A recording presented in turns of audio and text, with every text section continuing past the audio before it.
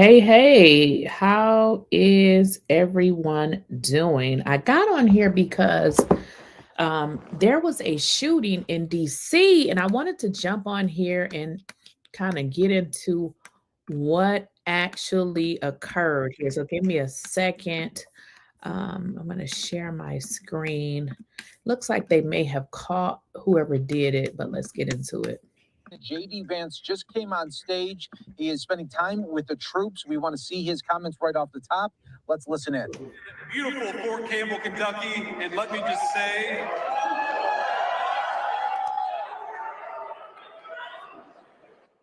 I want to say first, before we get started, on a somber note, we had, and some of you may have seen this on your phones or on social media, but apparently there was a shooting outside the White House just a couple of hours ago. And we're still learning everything. We still don't know the motive. There's a lot that we haven't yet figured out. But what we do know is that a couple of National Guardsmen were injured in the line of duty. And first of all, I want everybody who's a person of faith to say a prayer for those two National Guardsmen, that they're able to spend Thanksgiving with their families instead of losing their lives, because I understand they're still in pretty tough condition. But I think it's a somber reminder that soldiers, whether they're active duty, reserve, or National Guard, our soldiers are the sword and the shield of the United States of America. And as a person who goes into work every single day in that building and knows that there are a lot of people who wear the uniform of the United States Army, let me just say very personally, thank them for what they're doing. We're grateful to them, and we're praying that they're going to be safe and they're going to spend Thanksgiving with their families. God bless them. Now, I'm going to talk a little bit about the business of the Army and about what you're doing and about why it's important to the United States of America and why every single one of our soldiers here in Fort Campbell. All right, Vice President J.D. Vance speaking in Kentucky as he was meeting with troops earlier today, spending time with. Excuse me, there has been a shooting. I thought that he was going to give a better update. So he actually was pretty much addressing what had already happened. So let me just bring up a different clip because that wasn't a good one at all.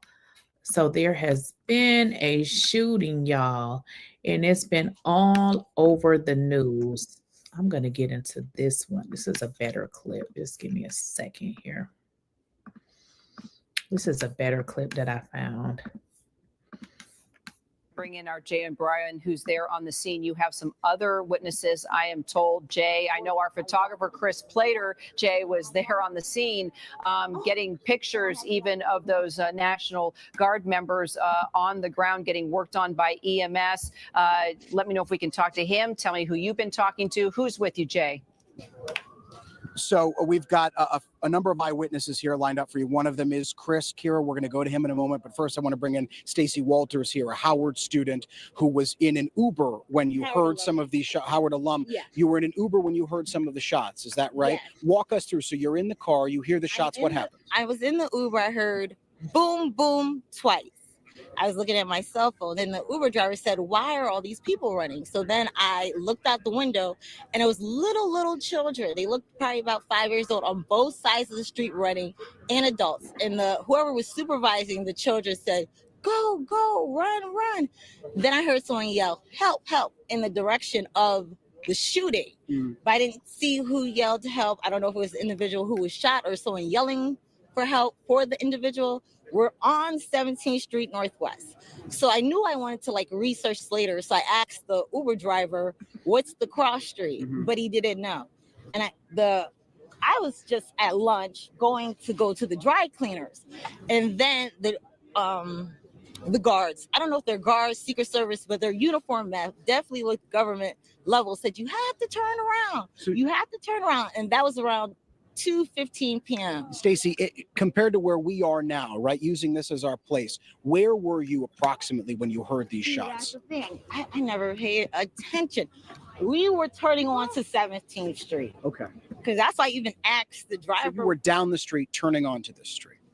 We were so close that the shooting had just happened in the road. They had just, they were still letting people through. But by the time they got to us, they said, you have to turn around. When you saw those people running, What went through your mind? The children. They were little children. It is such a beautiful day. You know, that's the first thing I thought about. Like, who would do this?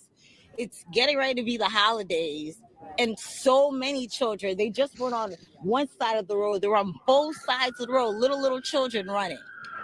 When you heard those pops, as you described, did you immediately think it was a shooting? No, I'm originally from Connecticut. I only came to DC for Howard University. I'm from the suburbs. Like, I've never been so close to anything like this. I didn't even know there were gunshots. All I know, I heard boom, boom 2 times. Stacey Walters, thank you so much You for are your time. I welcome. really appreciate it. Yes. Kira, if you will indulge me here, I'm also going to bring in Chris Plater, who's been behind the camera for all of this coverage here. It was Chris Plater who was walking back to work at our ABC bureau, which is just a few blocks away, who heard that gunfire, and then he saw what appears to be those National Guards members wounded lying there on the ground. I want to bring Chris in here as he steps around the camera. And Chris, you've been with us for the entire day. It was you who called this in to our bureau. What did you see at first? What did you hear? Okay, so I it's what I heard first, and what I heard were, like pop, pop, pop. It could have been a steel plate or something. There's a lot of construction and things going around, so I just thought that maybe it was some plates going on or something like that. But then boom, boom, boom, and so I'm starting to hear these big guns. I'm like, okay, this is something's going on. So people at first were a little shocked. It was like, is that construction? And so some people kind of jogged a little bit. And then when those big booms started happening, people started crying out like, yo, this is a little bit serious. This is shooting. There's something bad going on here. So immediately I went forward to see what was going on. And as you see in the video, I see 2 National Guard members down. And people are working on them, Providing first aid. Providing first aid. There was, some police officers that came a little later. It was kind of strange because it seemed like it took like 25 to 35 seconds for any police to respond. When you think about where we are at the White House, so close. And so that's when I was like, could it really be? But it really was. These National Guard members were down. So, Chris, in relation to where we're standing now, we're across the street from the metro station. Can you describe where you saw the activity and what you saw where in relation to where we are here? Okay, so where we are right now, I came up and crossed the street. So you were you were a block away on the other side of the street. I was right here at the Metro stop. Yeah. I went over there to see what was going on, and that's where you see the video. I began videotaping, and they at some point got to clear us out and move us back here on this corner here. And so then I continued shooting and waiting, and that's when the police were responding and everything. So it was just all here, just a lot of people just running, the opposite way, through the park. And past me, and there were some people that were, one person said something like, man, the guy went up there and started shooting at the National Guard. I didn't get to talk to him. I didn't get to, know who he was, but it sounded like he suggested that somebody went up and started shooting at the National Guard. So, Chris, just to walk back a second here, one of the things you saw was very graphic, and we have to describe it with care here, but you did see, and you videotaped, one of or both of those National Guardsmen having first aid provided onto them lying on the street. Is that correct? Yeah, one National Guard was lying on his side. They were rendering aid to him. He wasn't moving, but he was on his side. And then I looked at the other National Guard member that was down, and I saw compressions going on. It was a lot of people around there, so I don't think it was the person that done the shooting. And all I could tell you is that I identified 2 National Guard members that were being worked on. Eventually, the one National Guard that was on his side, he got to move a little bit while he was on his side, and they were still, working with him. But the other National Guard member, I just saw compression going on with him in the chest area, and that's all I can tell you. Chris Plater, my dear friend who's been behind the camera with me over the course of the day. Thank you, sir. And Kira, if you want to just stay with us for 1 second, because Chris is now going to go back to the other side of the camera and just show you one thing that we have not seen yet before, which is the full vantage point of this scene here. As Chris and I were talking, you probably saw the fire truck that was blocking the entrance to the metro station drove away. So you can get a sense of exactly the scene that Chris was describing. It's difficult to make out where he was, but he was on the right in front of that metro stop there. That's that open door that kind of looks like a garage door. You see it there. Chris was standing there watching them perform CPR onto one of the wounded guardsmen. And then he was moved to the other side of the street, had a vantage point of the scene there, again, chaotic. And now, as we've been saying over the course of the afternoon, Kira, it's now transitioning from the immediate aftermath of the shooting where they were rendering first aid, they were loading, as we witnessed, some of these guardsmen into ambulances and speeding off. And now this investigation is well underway with DC police closing this intersection. And we saw, as I was talking to Chris, FBI agents and ATF agents walking toward that crime scene now, Kira.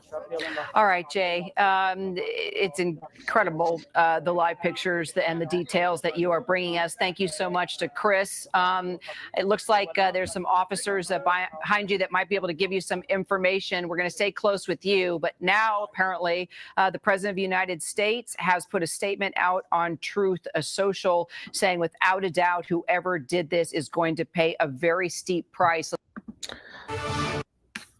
Wow. So I'm just, finding you guys clips. I don't know if you had the opportunity to see this earlier today, but this is more clips from this shooting that occurred in Washington, D.C.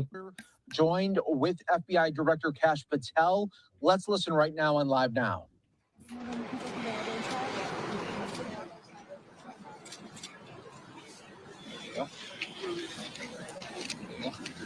They'll tell us. They're moving people still. Okay.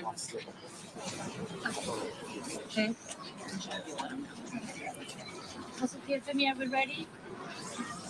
Ready. Good afternoon, everybody. My name is Kash Patel, FBI Director.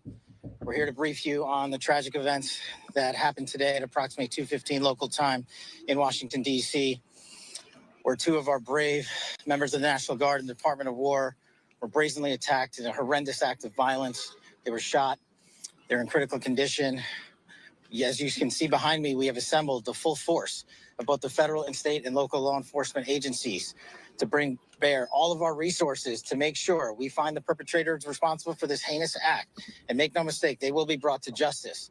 Since this is an assault on a federal law enforcement officer, this will be treated at the federal level as an assault on a federal law enforcement officer. The FBI will lead out on that mission with our interagency partners to include the Department of Homeland Security, Secret Service, ATF, DEA. And we're thankful for the mayor's assistance in this matter, the Metropolitan Police Department and their skills in investigating homicides and gun shootings in this city is exceptional. We will work together collaboratively because this is a matter of national security, because it's a matter of pride. President Trump has been informed. We've been in contact with the White House. We will shortchange the American public with no resources to make sure we find and safeguard our nation's capital right here in Washington, D.C., and bring anyone responsible for this heinous act of violence to justice.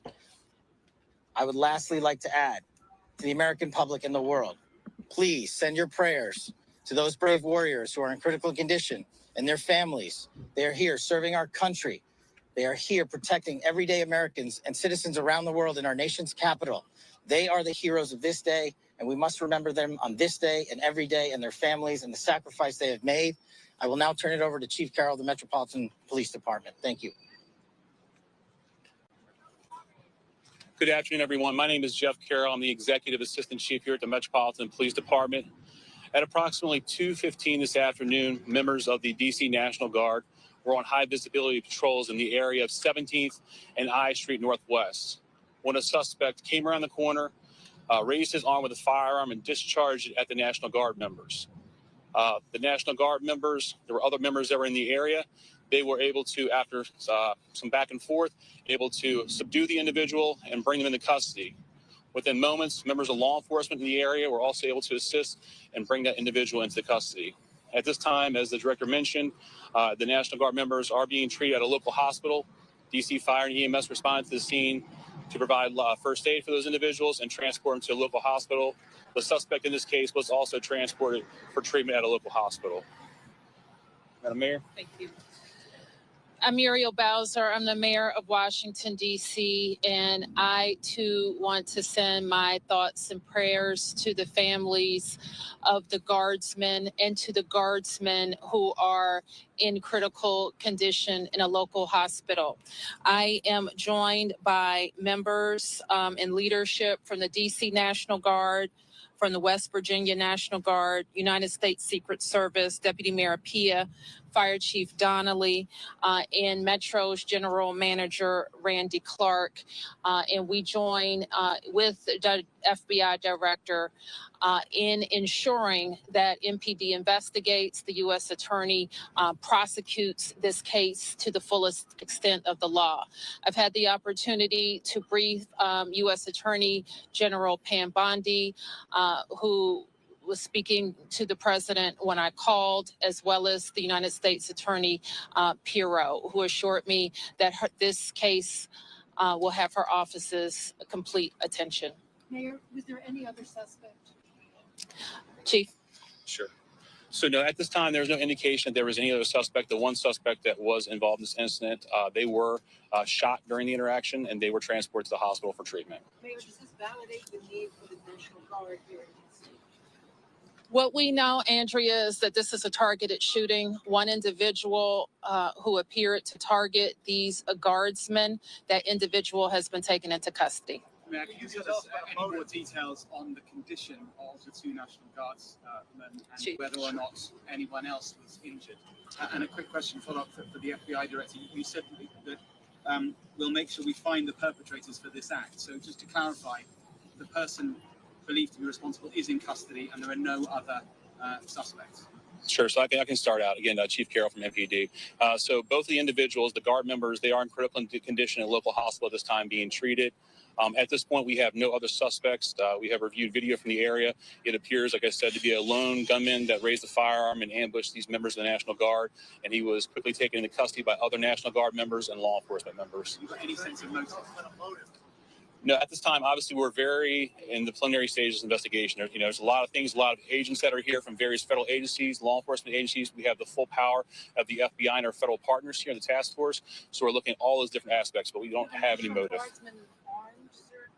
The National Guardsmen that were shot, I'm told they were armed. Did they get off shots? At this time, that's part of the preliminary investigation. Can you explain how the suspect was apprehended? Chief. Sure. So how the suspect was apprehended, as I said, the individual, the suspect came around the corner. He immediately started firing a firearm at the two National Guard members. So at that time, there were other National Guard members that were in the area. They heard the gunfire. They actually were able to intervene and to kind of hold down the suspect after he had been shot on the ground until law enforcement got there within moments. And he was shot by a National Guard. At this point, we're still investigating exactly who shot the individual. It's not clear at this time. Were there DC policemen in the area? We don't know what kind of weapon. There was DC police. It happened right in front of the Metro, although there is no indication that the perpetrator was on the Metro. So there's Metro Transit Police in the area. And obviously being on 17th Street by the White House, Uniform Division of Secret Service were in the immediate area as well. We do not know at this time. It's still under investigation. We're going to be able to take a couple more. Have you been able to question the suspect, or is his condition so severe that you haven't been able to have a conversation? Sure. Again, so as I said, we're very preliminary in the investigation, so we're looking to all aspects of who the individual is, his connections. At this time, he's still in the hospital receiving treatment. And I would just like, hang on. I would just like to add, the reason that this suspect is in custody is because of the bravery of the men and women of the National Guard who responded due to their extensive training to secure American lives today. There was not any further injury and any further shootings. We should highlight the fact that the men and women of law enforcement, the interagency, the Department of War, and the National Guard executed their training with great precision today and prevented an even greater tragedy from befalling us. These National Guardsmen are heroes, and we must pray for their safety and their speedy recovery. And as the chief said, we are in the preliminary stages of this investigation. We will run down every single lead, every piece of evidence. This is the power of the U.S. government at its best at the state, local, and federal level That is why this interagency group is standing behind us to assure America and the world that we will continue to keep DC safe. And thankfully, we have Metropolitan Police Department, the National Guardsmen, and federal agents, and the Department of Justice and Attorney General willing to prosecute the mission to keep Americans safe.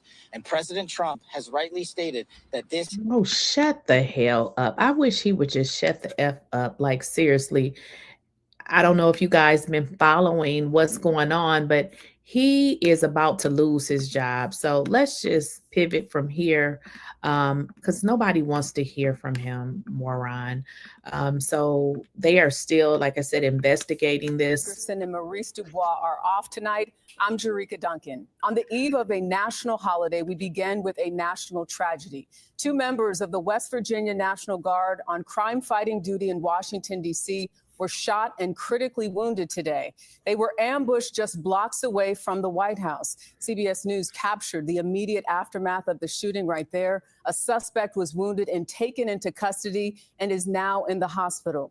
President Trump in Florida for Thanksgiving posted that the shooter will, quote, pay a very steep price. He's ordering 500 more National Guard troops into Washington, D.C. Homeland Security and Justice correspondent Nicole Sganga is following the very latest with this investigation. Nicole, good evening.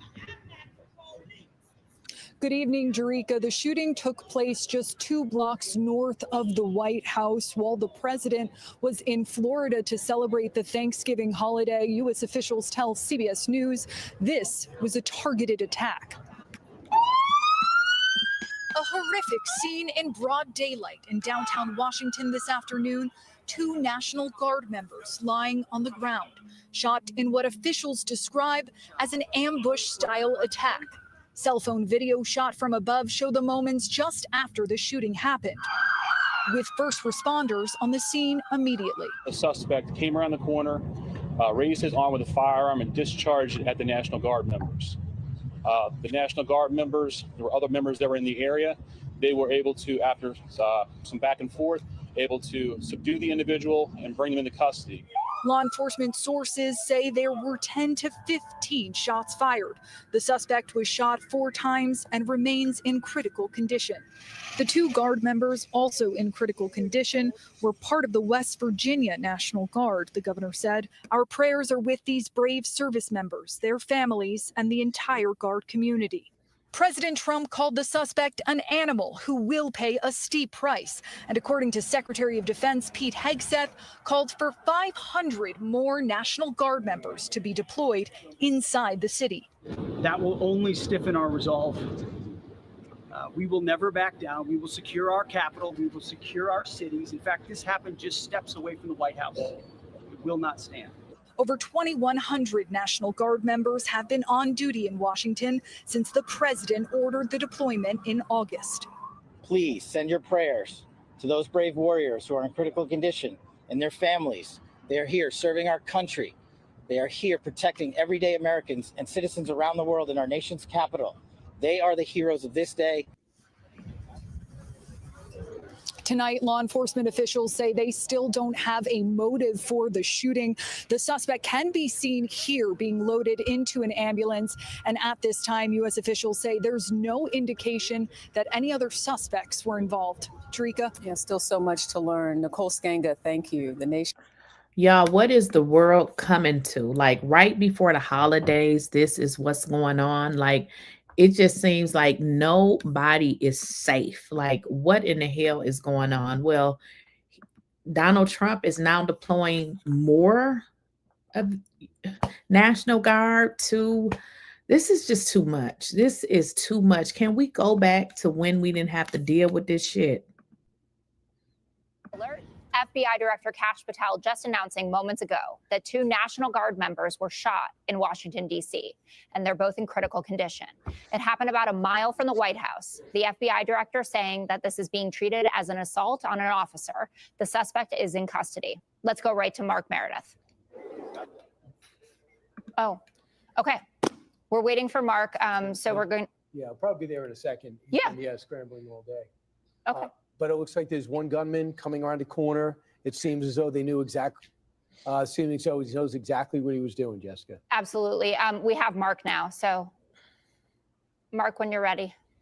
with you. I'm sorry, guys. I know we're having some communication. I can hear you loud and clear, guys. Great. Moments ago, we heard from the FBI Director Kash Patel, who said this was a targeted attack on 2 members of the West Virginia National Guard who were serving in the nation's capital as part of the mission to clean up D.C. This is a mission that has been underway from several months. We have seen Guards members come from all over the country at their governor's orders to deploy these resources, and officials are calling this a targeted attack. Moments ago, we heard from D.C. Mayor Muriel Bowser, who said this was horrific, that they're deploying all of the resources that she has at her disposal. But what was also very clear about this is that this person appeared to have acted alone, that this wasn't a multiple group attack, but instead one person who was taken into custody, but also was shot. No indication yet what the weapon was that was being used in this attack. But there's also been a lot of confusion, Jessica, about the condition of these 2 National Guards members. If you've been watching Fox all afternoon, like the other media outlets, we reported the news of the governor of West Virginia, Patrick Morrisey, who had said that those Guard members have died. He then retracted that statement on social media, saying he too was getting conflicting information. In a breaking news story, of course, that's to be expected here. But we also noticed in the news conference from moments ago that they did not address specifically the conditions of those 2 service members, but also to mention that the suspect was taken. President Trump has been very active on social media talking about this attack. I was just reading one of his most recent posts in which he said, and this is where I do it in real time for you here, he basically put up and said, that this was a horrific attack, that this animal would be brought to justice, and that he would make sure that the full resources of the federal government would ensure that justice is served. We're also hearing, Jessica, from the entire congressional delegations from all over the country. They're offering their prayers and support, but it has been quite controversial to have these National Guard members in D.C. So far, the lawmakers that I've seen on social media offering statements have instead putting the thoughts and prayers for those that were injured and not focusing on the controversy of this service to begin with. We are also waiting to see if we'll get any update from the DC hospitals about the conditions. We've been trying to piece together where these service members were taken. The shooting happened just about 2 blocks away from where I'm standing, about 2:45 this afternoon. It was the Farragut West Metro stop. That is a station that has 3 different train lines.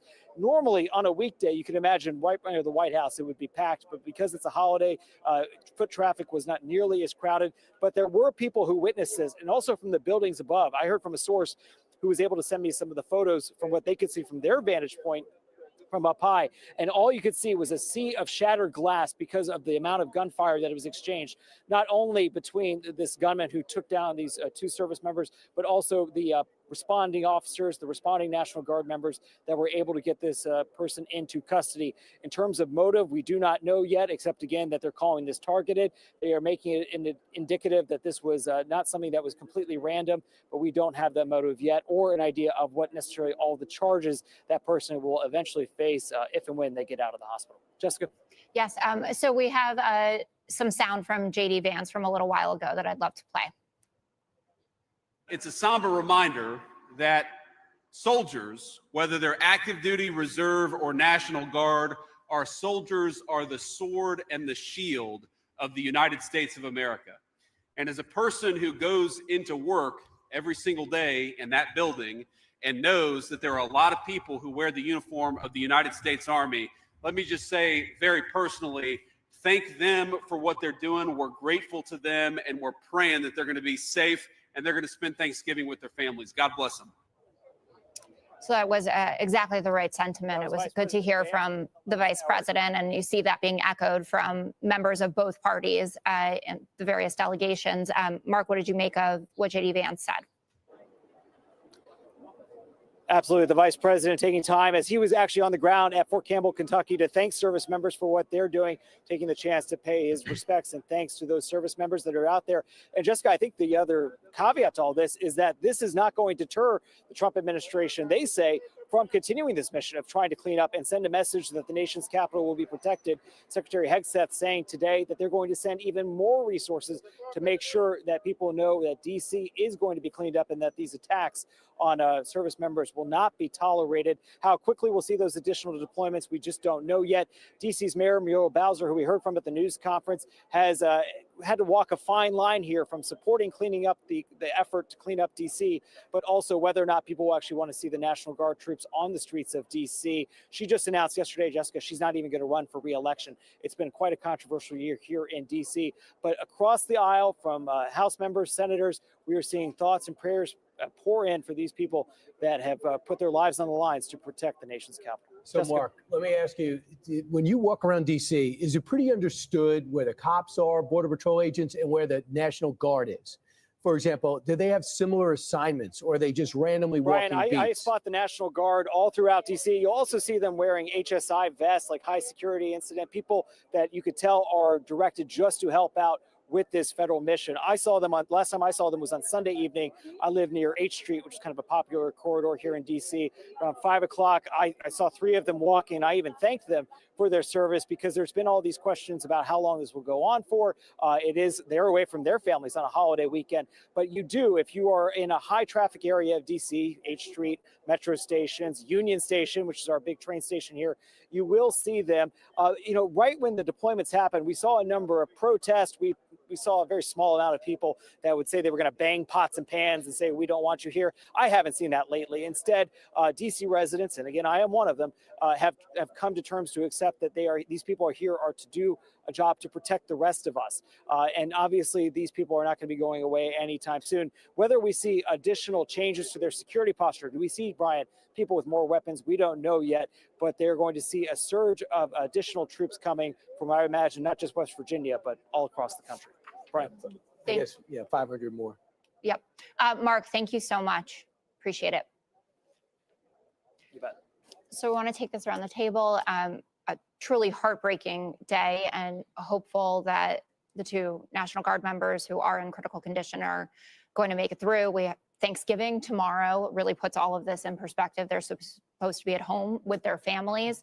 Guy, DC is home for you too. You were there just this morning on your way to come up here to join us. What are your thoughts? Well, it's heartbreaking, that's right, but it's also sickening that this would happen. And it would be sickening any day of the year, but especially right before such a family-centric holiday. It's just so senseless. And when the initial reports came out, and it's always important to be careful and not get over your skis. We still have a lot of questions here that need to be answered, but it felt like 2 different guardsmen getting shot made the likelihood of this being random very low. And then getting the confirmation, that is outrageous. It is infuriating. And there will be a discussion in this country about the policy to have the National Guard deployed in DC. There are questions that could be legitimate about whether this is sustainable in the long term. I will tell you, living there, working there much of the time, it is indisputable that violent crime is down dramatically because of their presence. Just like Mark Meredith just said, I go out of my way to thank these men and women when I see them out, just because they've been put in this position and they've gotten a lot of hostility from some local activists and some politicians. So I want to thank them for their service. And to have something like this happen on a day like this or any day, it just makes my blood boil and my heart sink. And we, of course, join in those prayers for the well-being of these 2 guardsmen who reportedly at this hour are fighting for their lives. Yeah, we have some sound. I want to play Secretary of War Pete Hegseth talking about extra troops that are going to be dispatched to DC. President Trump has asked me, and I will ask the Secretary of the Army, to the National Guard to add 500 additional troops, National Guardsmen, to Washington, D.C. This will only stiffen our resolve to ensure that we make Washington, D.C. safe and beautiful. The drop in crime has been historic. The increase in safety and security has been historic. But if criminals want to conduct things like this, violence against America's best, we will never back down. So we have that response from the Secretary of War, Brian. We also have President Trump weighing in, saying this animal is going to be brought to justice.